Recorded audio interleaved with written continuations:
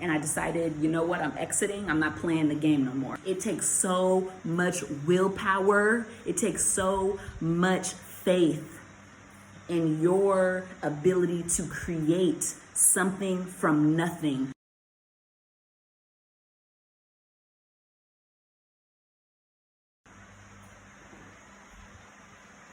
Ooh, there's nothing like sparkling water, sparkling spring water, and then key lime in there. Oh, this video is gonna be pretty different than maybe anything you have seen. But if you've been here for years, you remember my video series called The Vent, where I just came on here and I talked about something that was present at the time for me, or something I wanted to discuss. It's been on me to communicate more. I was reminded of something today. Someone told me about a friend, an old friend who is back here. If you don't know, I live in Jamaica. I was invited out here by a wellness brand, a brand that I had been working with for over a year. And I invited one of my friends who deeply needed healing. I also deeply needed healing. And so I actively sought it out and created it and manifested it for myself, and everything aligned for me to create this incredible opportunity, right? Well, I fought to get this person to come because I knew how much they needed to heal. And this is just a reminder for those of you who are very empathetic, but you don't really have strong energetic boundaries or emotional boundaries with people who you trust and love. I have a tendency to overextend and overhelp. It was unsolicited sometimes, and it left me feeling drained, but it also distracted me from my own work. Anyways, I had this friend and I invited her to Jamaica and I fought for her to come. I had to psych her up to receive this healing, which you shouldn't do.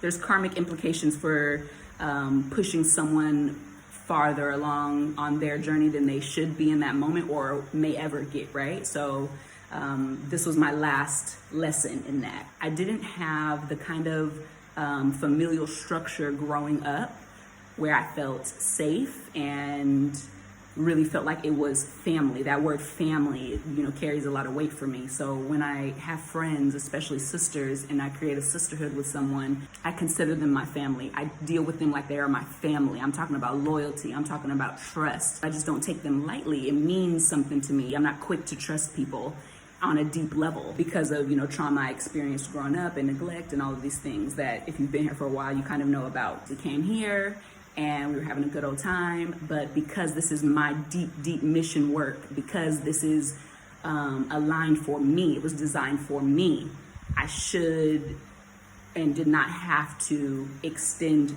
that to someone else, but that's my heart, right? So I was kind of given an uppercut to the jaw, asked the person to leave. They were very upset and eventually left. And I still am in Jamaica. I live here now. This is not a vacation for me now. I'm really here in the soil. I've been in the country for months, learning, living the same way that people here are living. I'm not here as some American girl that has all these privileges and is in some villa in the corner and separate from the actual culture and what's really going on the ground and nature. I'm in it. I'm in the thick of it. When you move with integrity, when you move with intention, and when you know where someone is in your heart and you communicate that to them, even if they feel otherwise based on their own traumas being brought up to the surface and projected onto you. If you move with intention, if you move where you feel and you look and you say, yeah, I'm clean, I'm not perfect. If you have truly moved with love, wish them well. Wish them well. The thing about relationships, the thing about friendships, the thing about love is that it's complicated. All I try to do is be as aware as possible, especially when people are telling me about things that they find fault in me and my actions and my triggers or my knee-jerk reactions and responses. The best thing that I can do is be aware, is to go over it, apologize where I need to, and truly mean it. Everyone talks about this spiritual path and this journey and really being aware and really continuing to grow and work on yourself and change. And they talk about how a lot of people are not doing that, especially with this time and this energy. So people are going to fall. We have this idea that this means that if you don't have a huge circle of friends or if you evolve, and if relationships evolve, which means there are endings, which means there are transformations, for some reason it means that you've done something wrong. I'm just here to tell you, if you're on this journey and if you're experiencing this, it was on my heart to say that you're not alone. An enemy is not an enemy if you don't feel that way. That doesn't mean that I don't dislike people. That doesn't mean that I don't have hurt and pain over the ways people will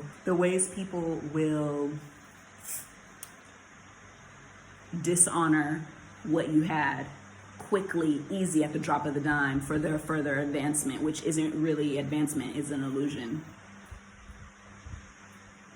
I love the way sparkling water cuts. It's like that same feeling you get when you drink ginger ale. You could put agave syrup in there, you could put some ginger, to grate some ginger, and create your own ginger ale or Sprite or whatever, and it's actually not harmful with the corn syrup and the high fructose, red, 40, blue, 80. Okay, yeah. What I said feels complete. There's so many synchronicities that I keep seeing in this, in these number sequences. So I'm just expressing that third chakra, getting out some pain and some things that I journaled about today and experienced today. People are not happy. A lot of people are pretending.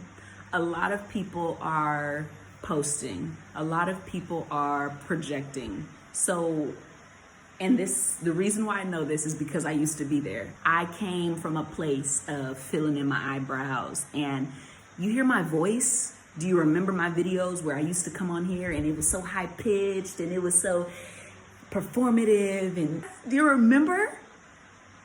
So please know that I'm coming from a place of self-actualization and growth and work, and really going in and nitpicking different parts of myself and saying, yeah, that's gonna have to change if I want to grow. Yep, that one too.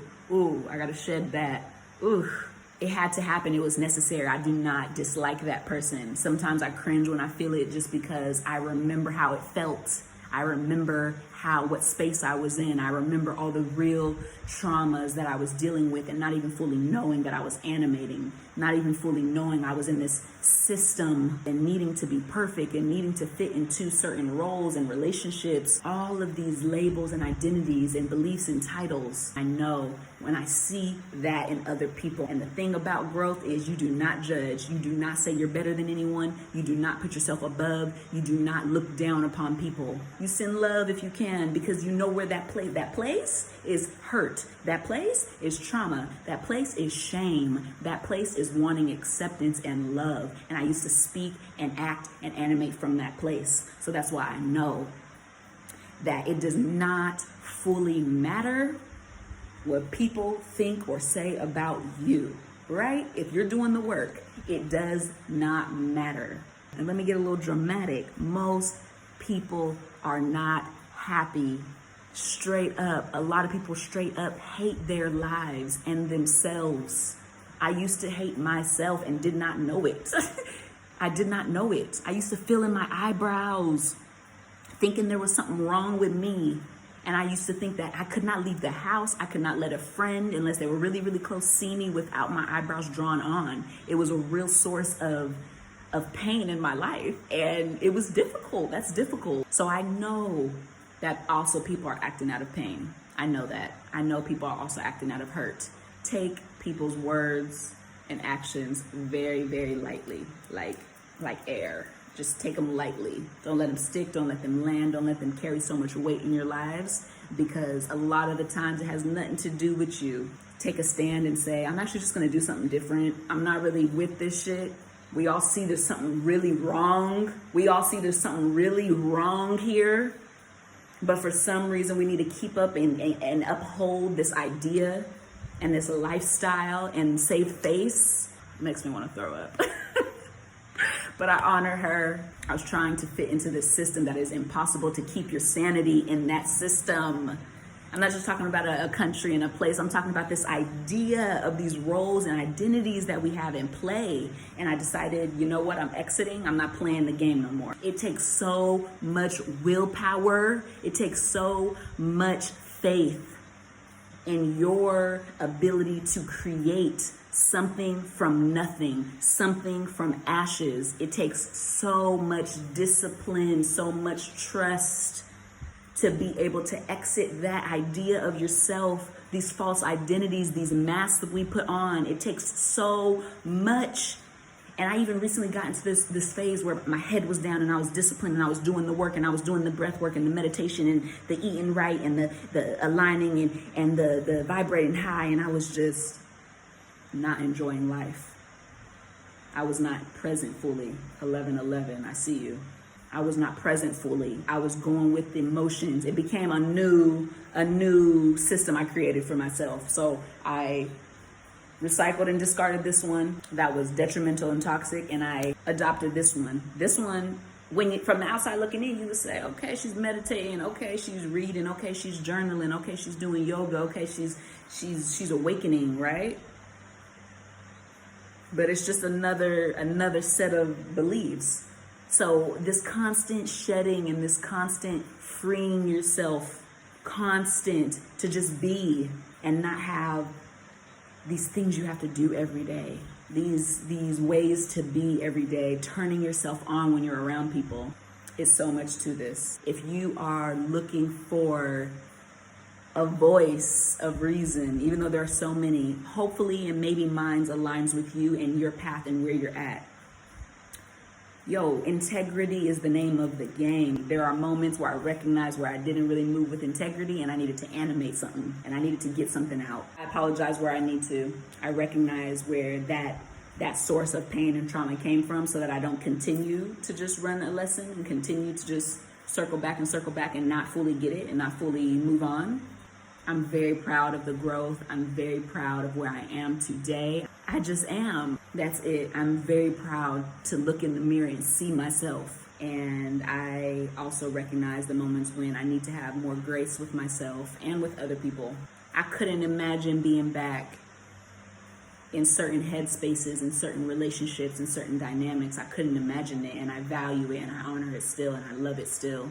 Because I am who I am, and I'm here today because of all of that, because of what I learned and what I didn't learn. There's nothing more powerful than that. There's nothing more powerful than the knowing that you can evolve and change and you can do something different always. Always. This whole idea that we have out there to keep people in line and in check is that you can't really do anything outside of the box. And the people who do are, what was Malcolm Gladwell's book?